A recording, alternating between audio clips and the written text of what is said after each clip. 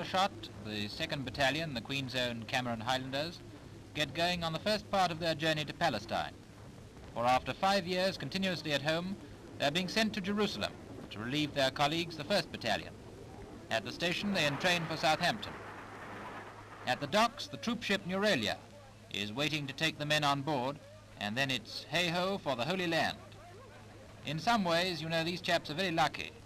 They'll miss all the rigours of the English winter. They won't be flooded out one day and snowed out the next, or have the tax collector pinch 3/4 of that Christmas bonus that doesn't turn up. But I wonder how the Scotties will get on with the Palestinians. I could say, but perhaps I'd better not.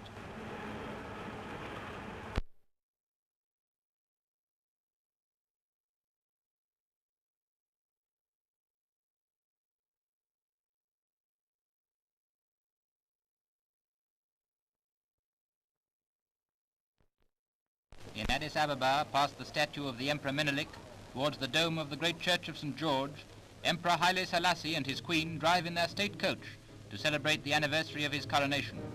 Today, Addis Ababa has gone all festive, with everyone in the streets to watch the procession, regardless of the almost hourly danger of aerial attack by Italian bombing machines. The street through which the procession passes is called Ras Makonnen Avenue, in honor of the Emperor's youngest son. Following the state coach is the Emperor's personal bodyguard, one of the few regiments to be mounted on ponies and equipped with modern rifles. On its way to the church, the royal carriage passes under the triumphal arch, built to commemorate the Emperor Menelik, founder of the Ethiopian Empire.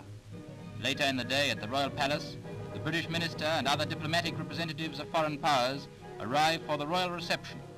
The pageantry of this eastern city is as yet unaffected by the distant rumble of war.